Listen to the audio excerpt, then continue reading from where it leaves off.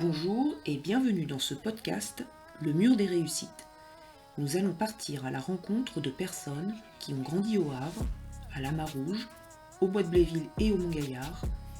Ils vont partager avec nous leur parcours, les bons souvenirs, les doutes, les déclics et ce qui les anime aujourd'hui. Épisode 4. L'entrée au lycée ou une façon de réfléchir à son avenir. Bonne écoute. Le fait d'avoir été élevée dans une famille, on va dire, très modeste, c'est plutôt ça qui est important aujourd'hui.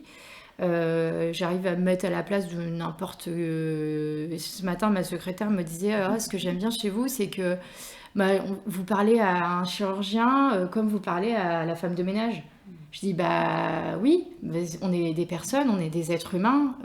Moi, je suis passée par là, j'ai fait ASH, j'ai fait aide-soignante, j'ai fait infirmière. Enfin, je suis passée par un peu tous les boulots. Je pense que le fait, effectivement, d'avoir été peut-être dans des milieux modestes, d'avoir vu tous les métiers, entre guillemets, sauf justement les plus prestigieux, parce que moi je connaissais pas les chirurgiens, je connaissais pas les médecins, je connaissais pas les ingénieurs, j'avais pas du tout ça en tête.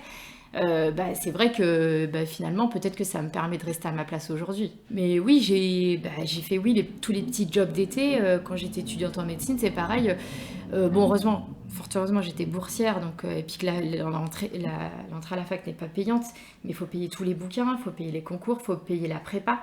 Donc tout ça, je ne vais pas le demander à ma mère. Donc les vacances d'été, je faisais ASH, aide-soignante. Donc ASH, c'est quoi ? ASH, c'est femme de ménage à l'hôpital. D'accord. Donc au début, parce que comme on n'a pas d'infirmière, on ne peut pas être comme ça, postuler infirmière, il faut avoir une équivalence. Donc moi j'ai eu l'équivalence au bout de la 3e, 4e année de médecine.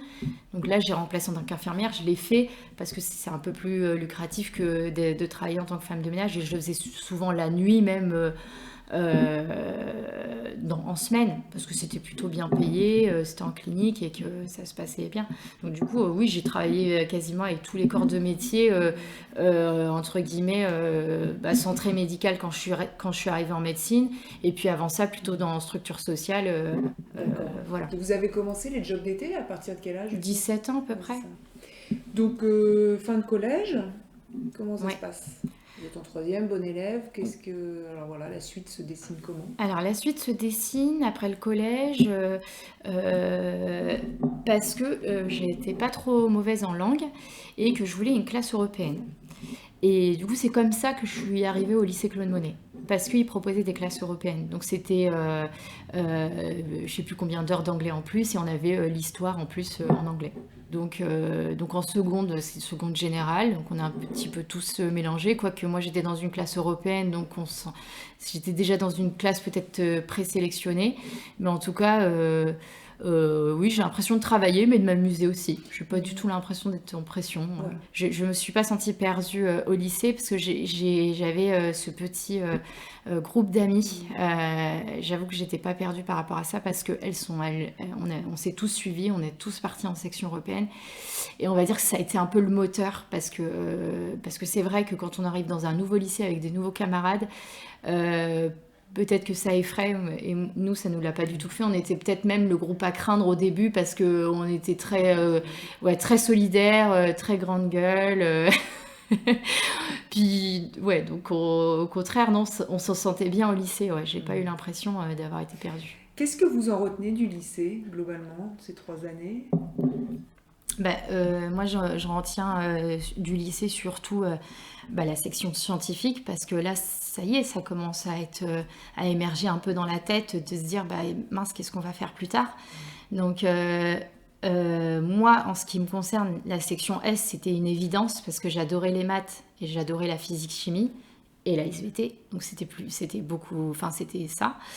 Et ça commençait à tourner un petit peu dans la tête. Ah bon, qu'est-ce que tu vas faire alors si tu as ce diplôme-là ? Ce qui m'a marqué au lycée, c'est de me dire oui, il va falloir que tu réfléchisses à ton avenir. C'est un